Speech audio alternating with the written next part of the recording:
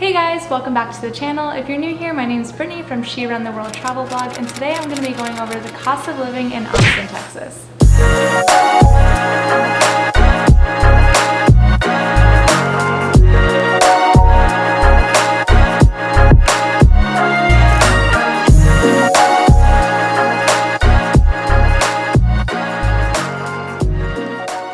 About 7 months ago, so I'm putting this together based on my average spending over the past 7 months. So what you're going to see pop up on the screen here is what I'm holding in my phone. It's an app called Trail Wallet. So I actually use this app to track my spendings and help me budget while I'm traveling. So that's kind of what it's used for. It's not really used for tracking your daily expenses in, I guess, the real world with your bills and rent and all that kind of stuff. But I'm just using it as a visual aid here just to kind of show you the breakdown of monthly spending. Spoiler alert, right on this front page, you can kind of see what the total is, but that's for 2 people. So before I get ahead of myself, I'm gonna click here on the pie charts. That way you can see the breakdown of each individual thing.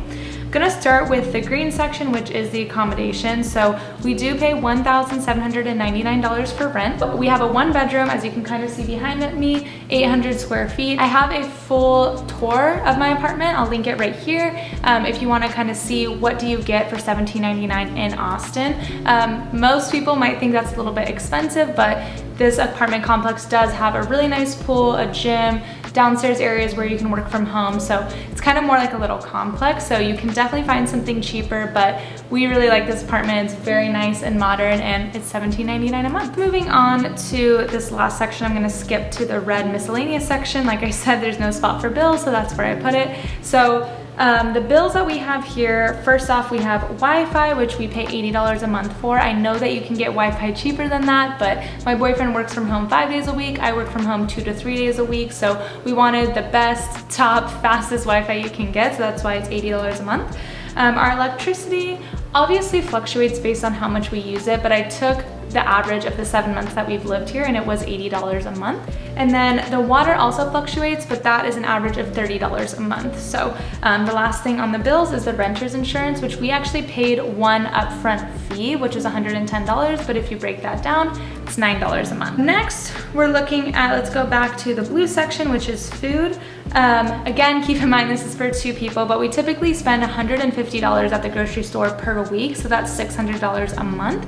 And then an extra $100 a week for eating out, grabbing drinks, different things like that. So that brings the total to $1,000 a month on food in general. Now moving on to the next one, which is transportation in the purple. This one isn't too big of a huge expense just because we own our own car. But like I said before, my boyfriend works from home the entire week. I barely go into the office, so we really don't spend too much on gas or maintenance. So we fill up about twice a month, $50 each time, so $100 a month on gas. Now going back to entertainment, I kind of just added this extra section in here just because when I was looking at my credit card bill, obviously it didn't only include rent, bills, and food. There's just obviously random things that you buy, whether you go shopping, go to a concert, whatever. I'm really frugal, so I usually don't spend too much in this category. But again, this will totally depend on your lifestyle, how social you are, and what you like to do and what you like to spend money on. Me, I'm pretty frugal, so most of my spending really just goes on food and bills. So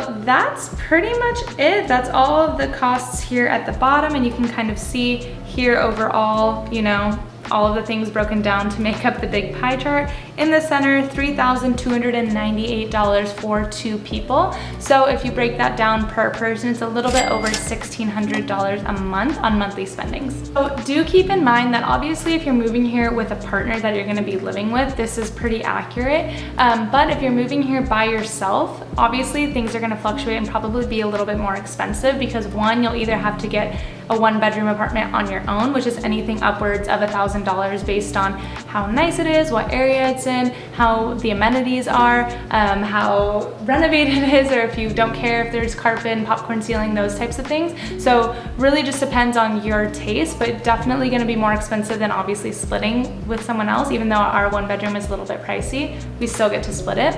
Otherwise, your second option is having a 2-bedroom apartment with a roommate, which typically is gonna be more expensive than about $1,800 too. So keep that in mind if you're coming by yourself. It will probably be a little bit more expensive on the accommodation side.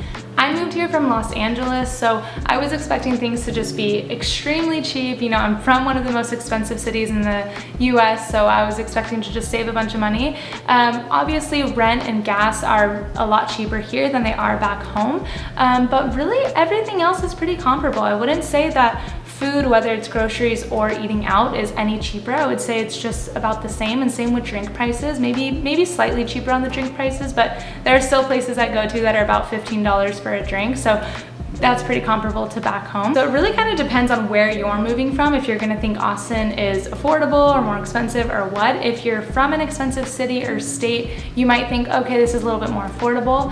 Whereas some of my friends who are from Louisiana, some of the Carolinas, and they're used to paying a lot lower prices, they think that Austin is crazy expensive, but they love it here, so they want to stay. And recently a study did come out saying that Austin is the second most overinflated city in the US, only second to Boise. So just keep that in mind. You know, it might be cheaper than LA or Manhattan or anywhere else. Maybe that's a little bit more expensive, but it's not gonna be as cheap as you're picturing in your head when you're thinking other parts of Texas. So honestly, that's pretty much it. I just wanted to give you guys the basics of how much you think you'd be spending. I know I enjoy these kinds of videos when I'm thinking of moving to a place. I just like to, you know, kind of start budgeting in my head based on my salary, how comfortable can I live in a certain place. So hopefully this helped you if you're thinking about moving to Austin as an individual or even as a couple. If you have any Austin related questions, like what it was like to move here, what's daily life like, any cost specific questions, feel free to throw them in the comments below. I'd love to help you guys out.